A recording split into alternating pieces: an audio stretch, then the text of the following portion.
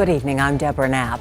Your generous giving ending up in the hands of drug dealers. A San Antonio intersection is a hotspot for panhandlers. They're leaving behind drugs, syringes, and the change you hand them.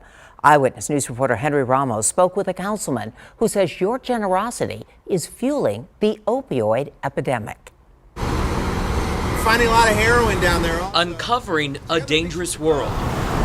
Right off Interstate 10 in Deszavala, a spot full of panhandlers.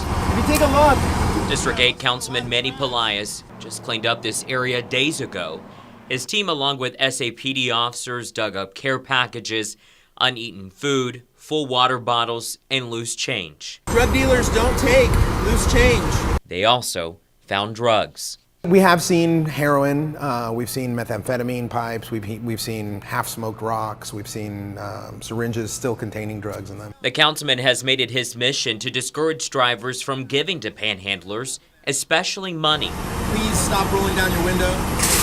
He knows San Antonio is full of generous hearts. The councilman is just pleading to give a little differently, directly to the charity. Even if we don't solve the problem of panhandling in San Antonio by way of this program, the conversation is, to me, the success.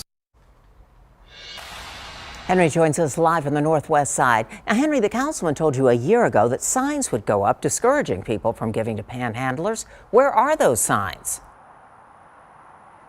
Deborah, they aren't. Councilman Pelaez says those roads at the intersections where we're seeing most of those panhandlers are owned by TxDOT, and signage is not allowed. So the alternative is to put signage on buses as well as the bus stops. Social media also going to be the key, he says. In fact, he went live on his Facebook the day of this cleanup.